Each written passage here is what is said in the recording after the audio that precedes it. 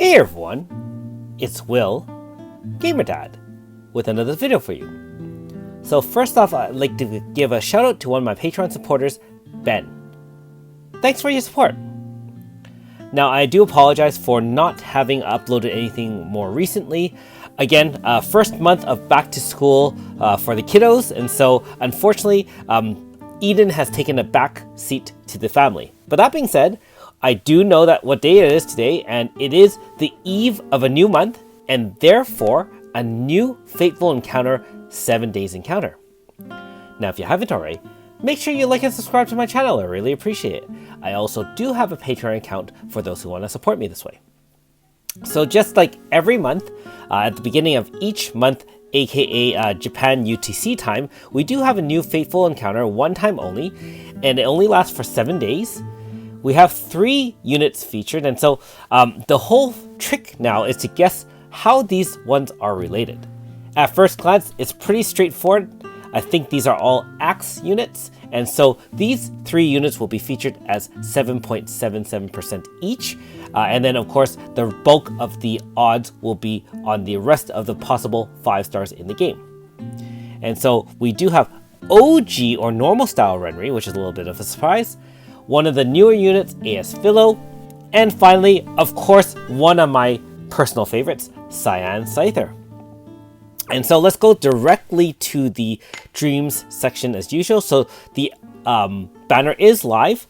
Hopefully it won't be as glitchy as the last one. I think the odds of the altar unit Cyan of the last altar unit was a little bit odd, but let's take a look here. So, like I said, 0.5% each for the regular pulls 1 to 9, and on the 10th pull 7.77%. Note that Renry normal style is actually uprated as a 4.5. However, Philo is not, and being that Cyan Scyther is an altar, does not have a 4-star equivalent. So if you do pull Cyan, it will be 5-star or nothing. And again, being that this is a paid banner, you have the newer units, Alma, Orlea, blah blah blah blah blah, all the awesome powerful units out there, various ASs, of course all the altar units including Jet Tactician, so on and so forth, and the same amount of bots, Rainbow Sisters, and Knights. So, should you summon? Of course, it's always up to each individual whether or not they want to pay, use a paid stones or their Heaven's subscription ticket to use on these Fateful encounters.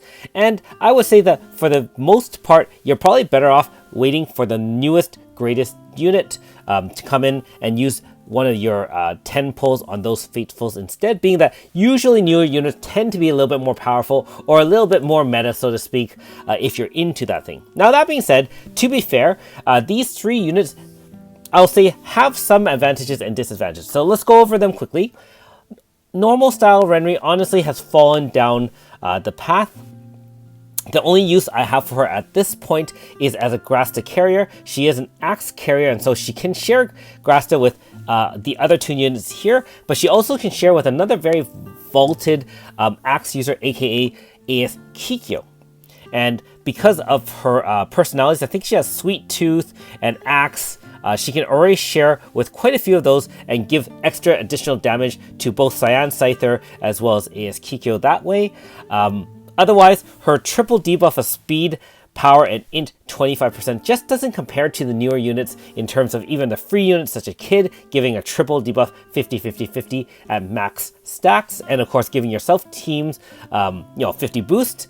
And really, 25-25 debuff isn't enough to survive some of the more powerful units in the game in terms of boss fights. Most of the time we're looking for 30-35% or better, and we also have to combine that with things like zones, barriers, and other damage mitigation things. And so, unfortunately, normal style Renry really isn't worth much now. However, I did use her a lot in the past. It's just that unfortunately in today's meta and also with the power creep really hasn't helped her. Not to mention non-elemental damage really isn't as effective as elemental damage for the most part. There are some niche uses for non-elemental damage, but really you're going with type damage all the way.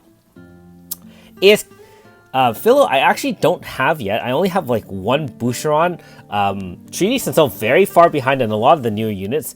That being said, AS Philo, there are a number of YouTube videos out there. His unique mechanic is the fact that he can survive with continuous hold ground, depending on how you set him up, and he'll counterattack any physical attack, to my understanding, can land significant damage. And the fact that he can survive most attacks towards himself as a continual hold ground really does make him invaluable, and can set up some pretty niche strategies. Now, these are all considered no AF strategies, because during AF, his damage multiplier and capability drops significantly to the point of not being very useful. However, outside AF, he can build up to a 12,000 multiplier, although you're probably not likely to hit that. You're more likely to use his counterattack and continual hold ground to really end a lot of fights that way. And finally, Cyan Scyther. She is an Ultra unit. I think that most of you probably know by now that this is also known as Ultra Suzette. However, if you don't, I do apologize for the spoiler. The reason why I say that is if you have a form of Suzette, you can actually side grade to some of these ultras, including Cyan Scyther. That being said, she is a great wind zone setter. She also has the advantage, like I said, of having wind axe, which pairs very well with AS Kikyo. She can lock in Awakened another zone. She can set zone with her first turn AF with a move that also have preemptive things. And so therefore, one turn AF is very possible with her. She can do a ton of damage in her own right. She can set pain and so on and so forth. So I still use her in the mainstay as my zone setter and DPS for my wind/teams. So that being said, I mean, I would say that Cyan Scyther is quite good. Philo is quite good, although relatively niche use. And finally, Renri is really not much of anything. So if you feel like using your paid stones of valuable money, you can do so. But in general, like I said, as decent as some of the units are, my vote on these are usually a pass. Now, that being said, let me know in the comments below if you're planning to summon on this anyways. If you really want the units, I mean, it's not bad if you do want, the 2 units on the right. Otherwise, I would advise you all to probably save your Fateful paid stones for other banners. There are obviously some that you might still be missing, and some upcoming ones which you'll be looking forward to do. Now, that being said, there is also a live stream coming up, I believe, from Global with Scott, our community manager. I think that's coming up in a few days, and hopefully a new update will be dropping by sometime next week. I'll be trying to catch up on some of that content, as well as doing my AS Lokido review, which I haven't gotten a chance to, unfortunately. So hopefully I will be able to catch up after a little bit of R&R with this weekend. Anyways, thanks for watching. We'll see you next time.